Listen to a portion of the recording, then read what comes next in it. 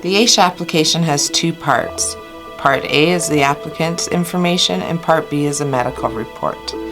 You will need to have both parts filled out in order to have your AISH application sent in. They do not have to be sent in at the same time. They can be filled out separately. There is a checklist of items that you need to bring in order to have your AISH application filled out. Identification, identification for your spouse or partner, identification for your children,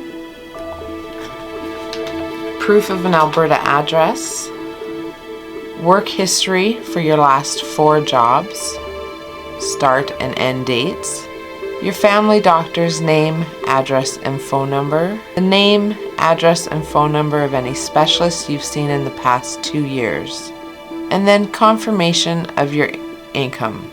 So if you've worked in the past 3 months, you need 3 months worth of pay stubs for yourself or your partner.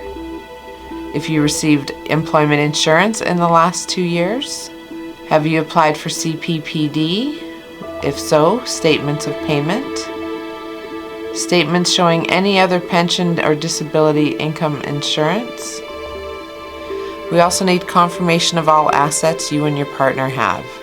Your 30-day bank statement will show your checkings and saving accounts or any joint accounts. Do you have any investments? GICs, RRSPs, RDSP, RESP, TFSA, annuities, etc. Do you have a trust account? Do you own a farm or a business? This is all the information you will need in order to have a completed application. On the first page, you will need to figure out your situation. I am receiving end-of-life palliative care or have been diagnosed with terminal illness. I have been assessed as needing long-term care or designated supportive living.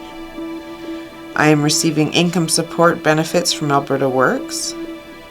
I have applied for or am applying for the Persons with Developmental Disabilities program. I have left the AISH program less than 2 years ago. My medical condition has not changed. None of the above apply. You'll then proceed to fill in the required information for contact information.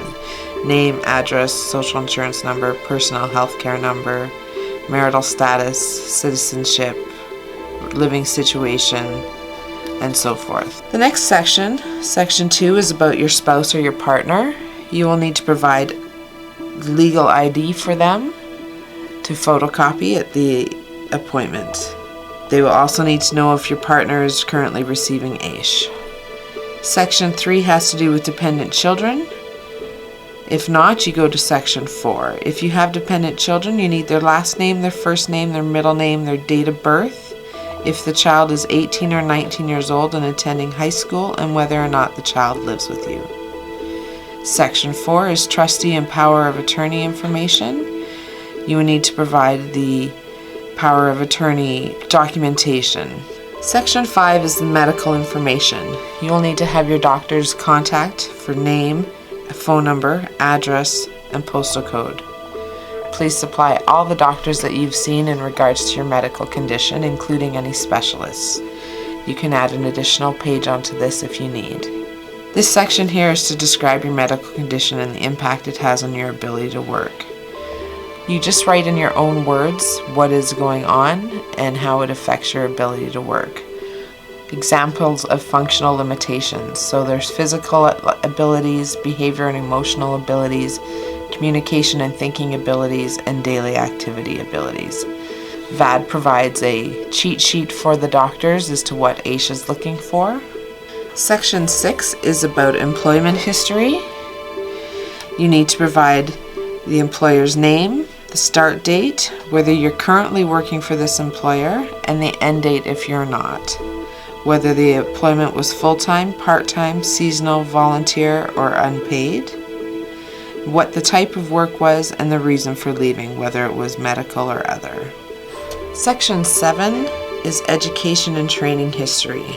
So what is the highest level of education you've completed? What steps, if you've taken, if any, to find work suitable for your medical condition? Are you currently involved with training or upgrading? And are you planning on taking any further training or upgrading? Voice of Albertans with Disabilities has a list of employment vocational training services, and we supply this to you. Section 9 is the asset information.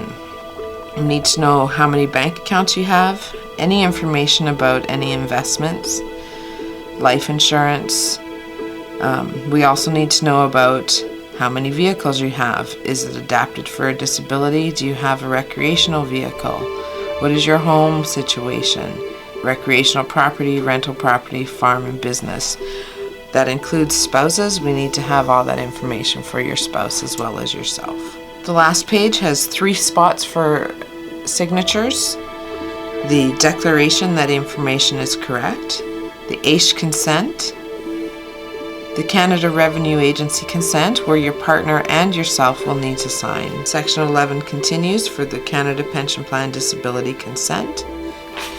Once all the forms have been filled out, VAD will photocopy all the documentation and get it ready for mailing.